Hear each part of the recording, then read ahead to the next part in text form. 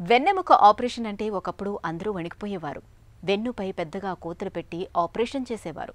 దీంతో వారాల తరబడి ఆసుపత్రిలో గడపాల్సి వచ్చేది. ఇంత రిస్క్ తీసుకున్న సర్జరీల సక్సెస్ అంతంత మాత్రంగానే ఉండేది. అయితే ఇవాళ వెన్నెముక సర్జరీలకు సంబంధించి ఆధునిక వైద్యంలో విప్లవాత్మకమైన మార్పులెన్నో వచ్చాయి. కేవలం చిన్నపాటి రంధ్రం చేయటం లేదంటే సన్నటి సూదిని పంపించి సునాయాసంగా సర్జరీలు చేసేస్తున్నారు. తక్కువ కోతలతో వెన్నుకు సర్జరీలు చేయటం గురించిన పూర్తి వివరాలని డాక్టర్ని అడిగి ఇప్పుడు తెలుసుకుందాం.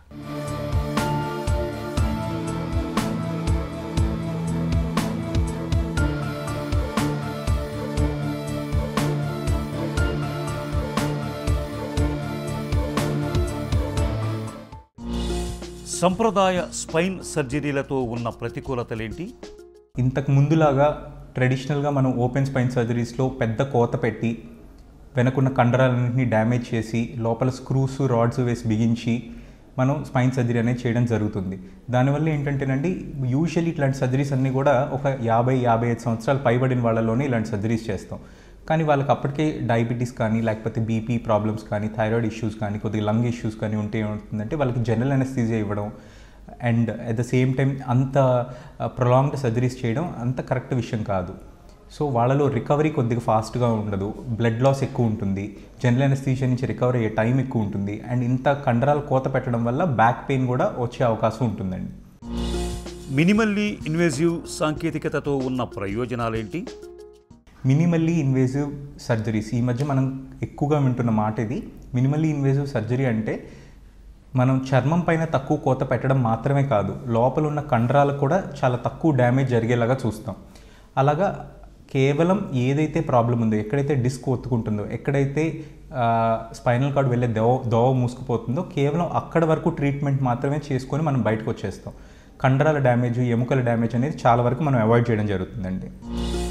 మినిమల్లీ ఇన్వేజివ్ సర్జరీలు ఎన్ని రకాలుగా ఉంటాయి? మినిమల్లీ ఇన్వేజివ్ సర్జరీ అనే పెద్ద మాటని మనం కామన్ టర్మ్స్లో keyhole surgery, pinhole surgery అని చెప్తామండి.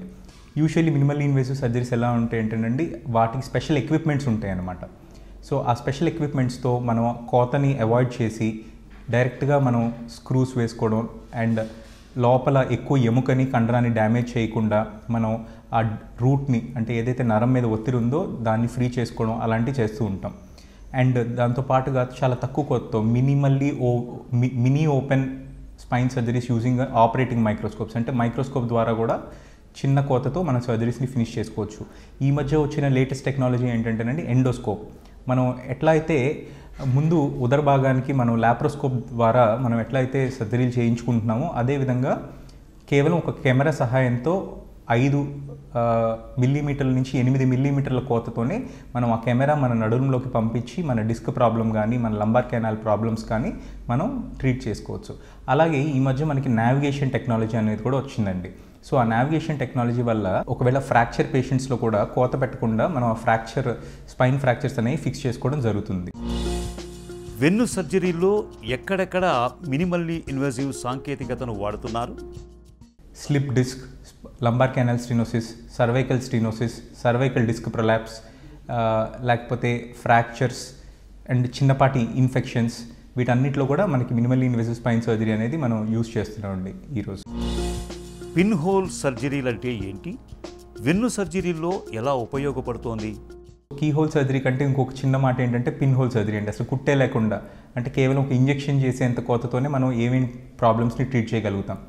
సో ఈ వయసు పైబడిన వాళ్ళలో అండి ఆస్టియోపోరోసిస్ వల్ల కొన్నిసార్లు వాళ్ళు చిన్నపాటి దెబ్బలకు కూడా ఫ్రాక్చర్స్ జరగడం, నడువులో ఫ్రాక్చర్స్ అవ్వడం, వాళ్ళు ముందుకి ఇలా వాలిపోవడం, చాలా రోజులు బెడ్ మీద ఉండిపోవడం ఇలాంటివి జరుగుతూ ఉంటాయండి. వాళ్ళకి కేవలం ఒక చిన్న ఇంజెక్షన్ ద్వారా లోపలికి మనం సిమెంట్ ఎక్కించి వర్టిబ్రోప్లాస్టీ అంటాం, లేకపోతే లోపలికి బెలూన్ లాంటిది ఒకటి పంపించి దాని పేరు కైఫోప్లాస్టీ.